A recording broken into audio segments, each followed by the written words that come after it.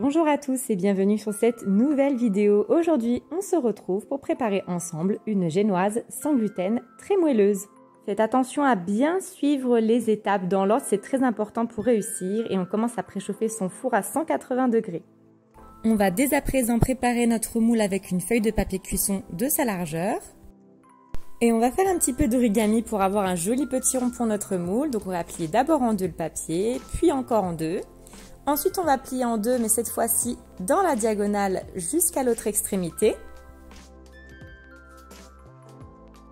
Et on replie dans la diagonale une fois de plus.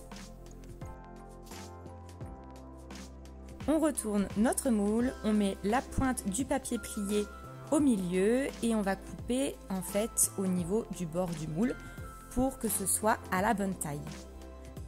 On tourne le moule à nouveau et on va déplier notre petit cercle qui va parfaitement épouser le fond du moule.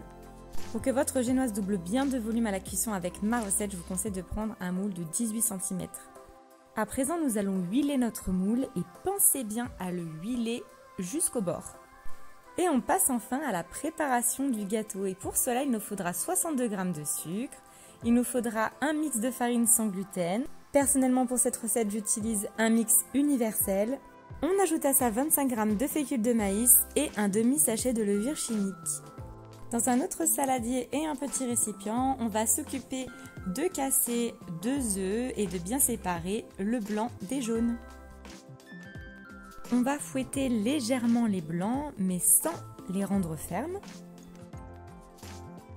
Et lorsqu'on obtient une texture comme celle-ci, à peine montée, on va pouvoir ajouter le sucre en 2 fois.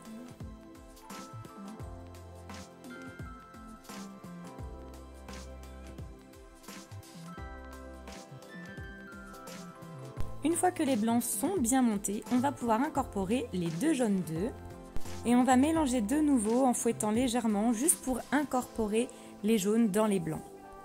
Vous allez voir, on obtient une texture un petit peu moins ferme, mais c'est tout à fait normal.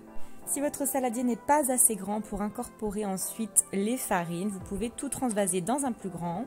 Et pour bien incorporer les farines de manière homogène, je vous conseille de mélanger un petit coup avant. Et ensuite, on va la tamiser en plusieurs fois sur les blancs pour ne pas les casser ou les faire retomber. C'est important de tamiser les farines pour éviter les grumeaux. C'est vraiment désagréable en fait dans une génoise. Ça va vraiment permettre d'avoir une texture vraiment aérienne. Notre génoise est enfin prête, on va pouvoir transvaser notre pâte dans le moule. Et c'est parti pour une cuisson à 180 degrés pendant 30 minutes. Lorsque la cuisson de la génoise est terminée, pensez à ne pas ouvrir le four tout de suite. Laissez-le entrouvert pour éviter que la génoise ne retombe pendant quelques minutes. Si vous avez le temps, ne faites pas comme moi et ne démoulez pas votre génoise à chaud. Pensez à le faire une fois qu'elle est bien tiédie, voire bien refroidie.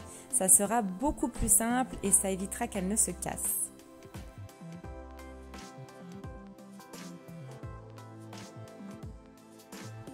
Une fois le papier cuisson retiré, on obtient une magnifique génoise hyper moelleuse que l'on va pouvoir bien évidemment déguster telle qu'elle ou alors l'utiliser dans un fraisier par exemple. D'ailleurs, ce sera le sujet de ma prochaine vidéo, donc n'hésite pas à activer la cloche, à t'abonner pour suivre mes vidéos. À très bientôt!